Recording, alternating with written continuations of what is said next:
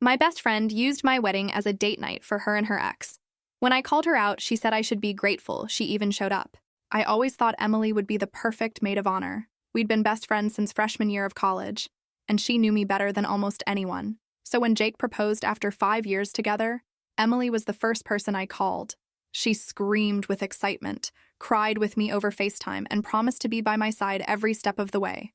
I never imagined she'd end up turning my wedding day into her own personal romantic reunion. The problem started about 6 months before the wedding. Emily had gone through a messy breakup with her boyfriend of 3 years, Mark. They'd been planning to move in together when she discovered he'd been texting his ex. It wasn't exactly cheating, but it was enough of a betrayal that Emily ended things immediately. She was devastated. For weeks, she could barely get out of bed. I spent countless late nights on the phone with her, brought her soup and ice cream, and even let her crash at my place whenever she needed to escape her apartment filled with memories of Mark. As my wedding approached, Emily started to seem better. She helped me pick out bridesmaid dresses, came to cake tastings, and threw me a beautiful bridal shower. Everything seemed back to normal, until about 2 months before the big day, when she started mentioning Mark again. He reached out to apologize, she told me over brunch one Sunday. He says he's changed. I tried to be supportive while gently reminding her how hurt she'd been. Just be careful, I said. You don't have to rush into anything. Emily nodded and changed the subject. But over the next few weeks, Mark's name kept coming up in conversation. She'd mention running into him by accident, or how he was really making an effort to show he'd grown. I was concerned but tried to respect her choices.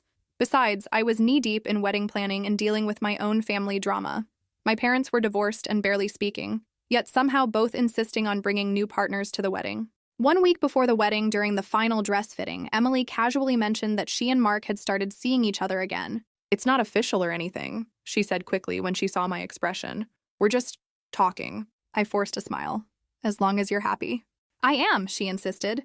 And don't worry, this won't affect your wedding at all. I believed her. I wanted to believe her. That was my first mistake. The day before the wedding, during the rehearsal dinner, Emily was distracted. She kept checking her phone and stepped outside multiple times to take calls. When it was time for her to give her speech, she seemed unprepared, fumbling through a generic toast that could have been about any bride. It stung, especially since I knew she was normally an amazing public speaker. After dinner, she pulled me aside. I have a huge favor to ask, she said, looking nervous. Would it be okay if Mark came to the wedding? As my +1? I was stunned. Her invitation hadn't included a +1 because when they went out months ago, she was single. Adding a guest the night before the wedding meant rearranging seating charts and adding a meal.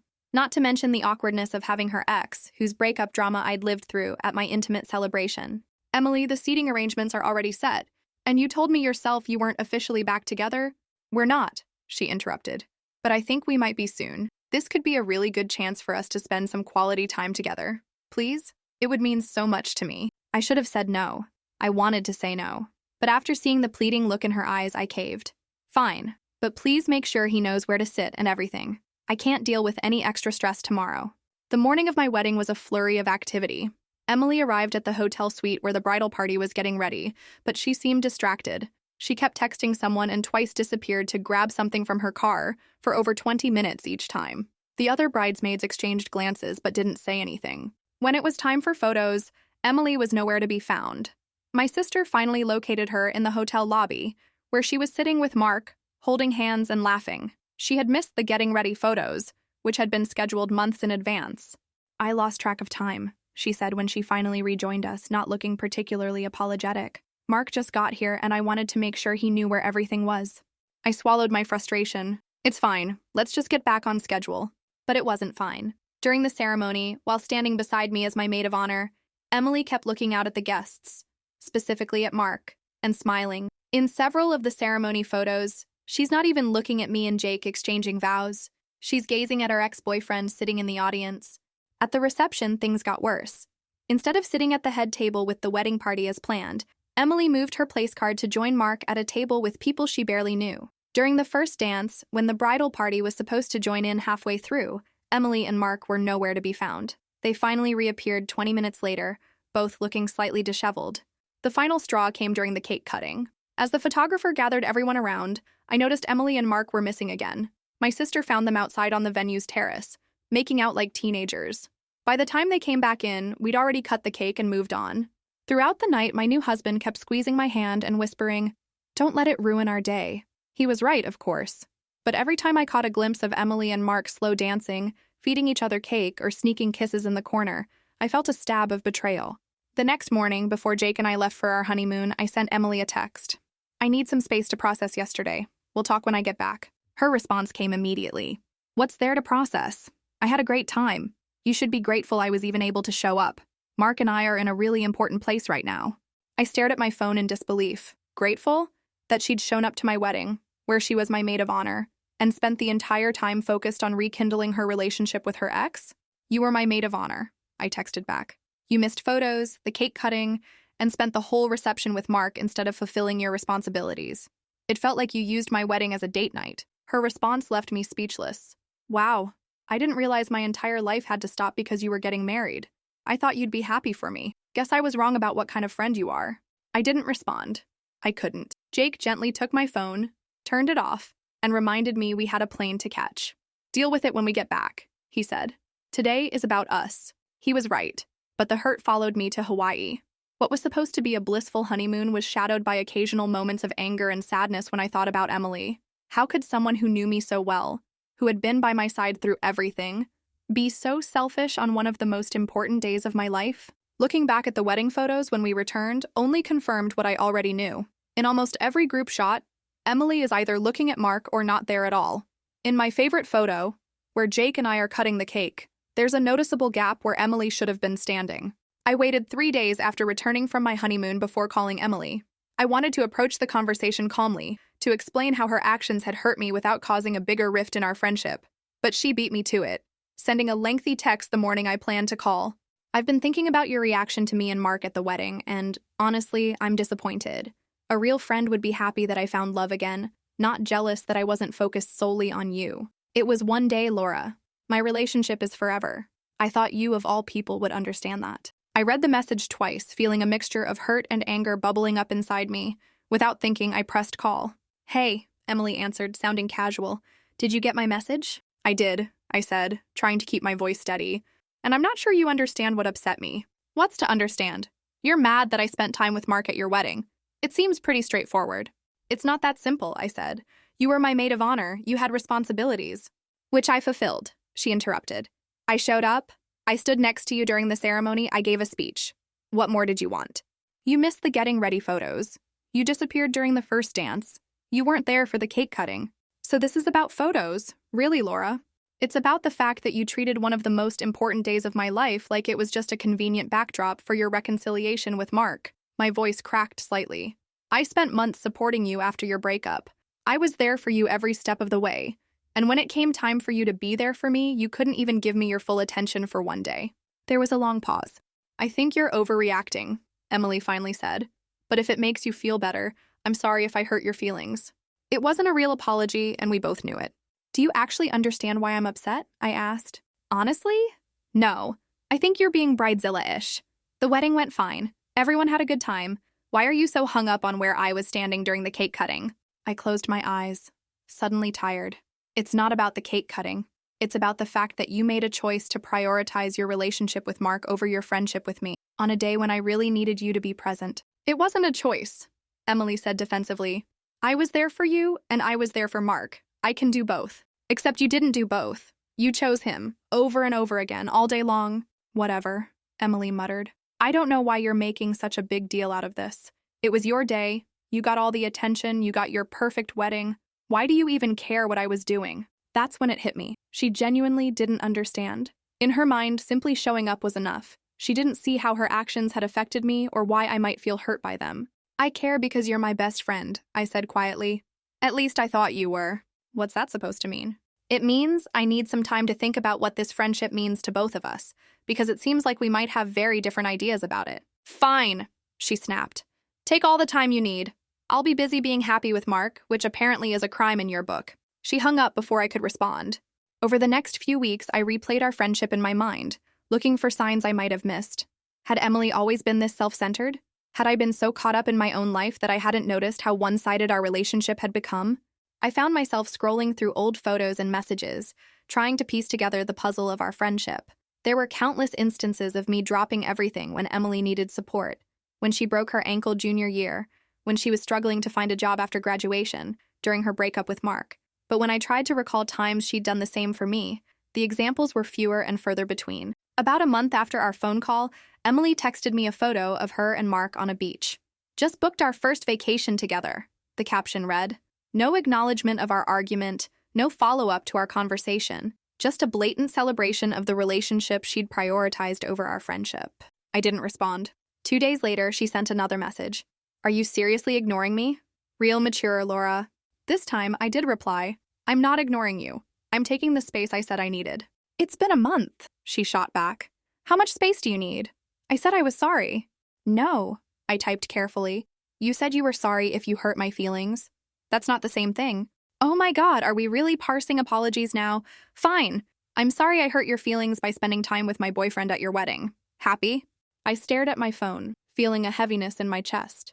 "It's not about being happy," I finally wrote. "It's about understanding why your actions hurt me and actually caring about that. I don't think you do." Her response came quickly. "What I understand is that you can't stand seeing me happy with Mark because you're jealous. You have Jake, you had your perfect wedding, but somehow that's not enough. You need everyone focused on you all the time."